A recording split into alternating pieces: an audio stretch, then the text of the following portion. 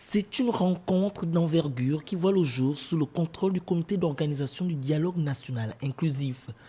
Un comité dont la composition reflète la diversité des acteurs politiques et sociaux actés le 13 août dernier par le Premier ministre de transition. Actuellement au Gabon, son but est de recueillir les contributions des Tchadiens vivant dans le pays en vue d'identifier les problèmes du Tchad et de les affronter. Le CODNI a pour mission principale préparer et organiser le dialogue national inclusif dans les meilleures conditions possibles. Il a la responsabilité de créer un cadre approprié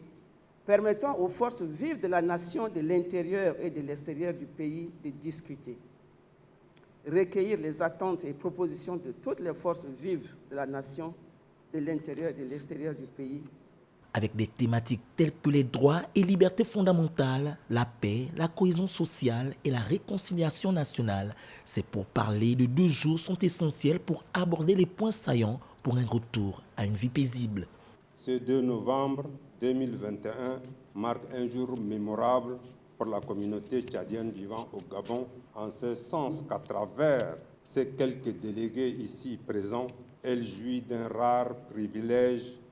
de se prononcer sur le devenir de son pays, sur la gouvernance de ses institutions ainsi que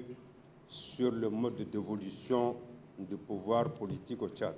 Au terme de ces assises, le comité d'organisation du dialogue national inclusif aura de manière globale un état des lieux de la situation politique, économique et sécuritaire du pays et la mise en évidence des problèmes multiformes du Tchad recueillis par les consultations des forces vives de la nation, de l'intérieur et de l'extérieur du pays.